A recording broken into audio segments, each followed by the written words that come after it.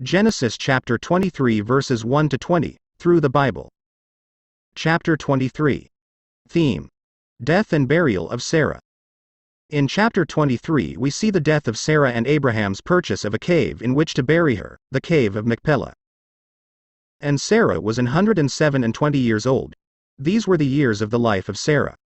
And Sarah died in Kiriath Arba, the same as Hebron in the land of Canaan. And Abraham came to mourn for Sarah, and to weep for her. Genesis chapter 23 verses 1 to 2. Notice that Sarah's age is given as 127 years old. She was 90 when Isaac was born, which means that at the time of her death, which took place after the offering of Isaac by several years, I suppose, Isaac was 37 years old. We are told that Sarah died in Kiriath Arba, which is Hebron. Abraham even had to buy a cave in which to bury his dead in the very land that God had given to him. Why didn't he take Sarah somewhere else to bury her? It is because the hope they have of the future is in that land. As we move on down in this chapter, we will see that although there are the arrangements for a funeral, which is not very exciting or interesting and is perhaps even a little morbid to some, it is very important to see a great truth here. And Abraham stood up from before his dead, and spake unto the sons of Heth, saying, I am a stranger and a sojourner with you. Give me a possession of a burying place with you, that I may bury my dead out of my sight. Genesis chapter 23 verses 3 to 4. Abraham calls himself a stranger and a sojourner even in the promised land which God had promised to give to him. And the children of Heth answered Abraham, saying unto him, Hear us, my lord. Thou art a mighty prince among us. In the choice of our sepulchres bury thy dead. None of us shall withhold from thee his sepulchre, but that thou mayest bury thy dead. Genesis chapter 23 verses 5 to 6. This is a very generous offer made by the children of Heth who live in this land. They probably said to Abraham, just pick your burying spot in any sepulchre, that's it. We'd be delighted to have you. Abraham had made a tremendous impression. They call him a mighty prince. This man's influence counted for something. And Abraham stood up, and bowed himself to the people of the land, even to the children of Heth. And he communed with them, saying, If it be your mind that I should bury my dead out of my sight, hear me, and entreat for me to Ephron the son of Zohar, that he may give me the cave of Machpelah, which he hath, which is in the end of his field. For as much money as it is worth he shall give it me for a possession of a burying place amongst you. Genesis chapter 23 verses 7 to 9. The cave of Machpelah was the place Abraham chose, but he wanted to buy it, he wanted nothing given to him. In other words, until God gives him that land, he will buy what he needs and wants. So now he actually buys a burying place. Again I ask the question, why didn't Abraham take Sarah somewhere else to bury her? He buried her here because it is the promised land and the hope of the future is here. As you go through the Bible, you will find that there are two great hopes and two great purposes which God has. He has an earthly purpose, and he has a heavenly purpose. He has an earthly purpose, that is, this earth on which you and I live is going into eternity.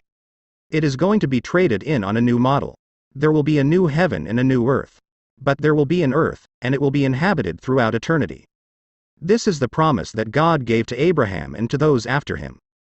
God is not going to put this earth on which you and I live in the garbage can after he gets through with the program which he is carrying out today.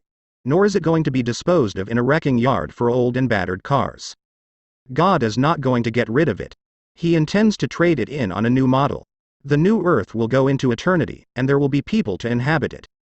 This was the hope of Abraham. Abraham wanted to be buried in that land so that, when the resurrection came, he and Sarah would be raised in that land. He never knew how many were coming after him, but there are going to be literally millions raised from the dead. This is their hope. It is an earthly hope, and it will be realized. In the upper room, our Lord said this to his disciples who were schooled in the Old Testament and who had the Old Testament hope. Let not your heart be troubled. Ye believe in God, believe also in me. In my Father's house are many mansions. If it were not so, I would have told you. I go to prepare a place for you. And if I go and prepare a place for you, I will come again, and receive you unto myself, that where I am, there ye may be also. John chapter 14 verses 1 to 3. He is speaking of the New Jerusalem which he is preparing today and which is the place to which the church will go. The New Jerusalem will be the eternal abode of the church. This teaching was brand new to the disciples, and I am afraid that it is brand new to a great many Christians. God never told Abraham that he would take him away from this earth to heaven. Rather, he kept telling him, I am going to give you this land. Abraham believed God, and that was the reason that he wanted Sarah buried in that land. It became the place for him to bury his dead. He intended to be buried there, and he is buried there. The exact location of Abraham's burying place is at Hebron, about 20 miles south of Jerusalem. When we made a trip there, we visited the Muslim mosque which is built over that spot. Frankly, on our entire trip through that land, I never felt uncomfortable or even a little afraid, except at Hebron. We had been warned to be very careful in Hebron, that there was a great deal of antagonism toward tourists and, actually, toward everyone who did not belong there. Of course, they allowed us to visit the mosque because it meant tourist dollars. After we went in, we looked through a little hole in the floor and down into the cave where Abraham and Sarah, Isaac and Rebekah, Jacob and Leah are all supposed to be buried. Rachel is buried at Bethlehem. These folk are all buried in Israel because of their hope of being raised from the dead in that land. It is an earthly hope. Our hope as New Testament believers is a heavenly hope. I trust that that is clear to you so that you can understand why this burial was so important to Abraham at this particular time. Abraham now makes a deal to buy the cave. Notice the transaction. And Ephron dwelt among the children of Heth. And Ephron the Hittite answered Abraham in the audience of the children of Heth, even of all that went in at the gate of his city, saying, Nay, my lord, hear me. The field give I thee, and the cave that is therein, I give it thee. In the presence of the sons of my people give I it thee. Bury thy dead. And Abraham bowed down himself before the people of the land. Genesis chapter 23 verses 10 to 12. Notice Abraham and the generosity of these people and of this man Ephron in particular. They certainly were polite in that day. We have the impression that these were cavemen who carried clubs around ready to club each other. If Abraham, Isaac, Jacob, and the other Old Testament saints, even the men who are mentioned in this chapter, were in Los Angeles today and could go back and report to their folk, I think they would say, do you know that our offspring are a bunch of cavemen? They're highly uncivilized. They are rude and crude and a disgrace. I think they would say that of us, but we have the advantage that we can talk about them. It is interesting to note how polite they are. And Abraham bowed down himself before the people of the land. And he spake unto Ephron in the audience of the people of the land, saying, But if thou wilt give it, I pray thee, hear me. I will give thee money for the field. Take it of me, and I will bury my dead there. And Ephron answered Abraham, saying unto him, My lord, hearken unto me. The land is worth 400 shekels of silver. What is that betwixt me and thee? Bury therefore thy dead. And Abraham hearkened unto Ephron.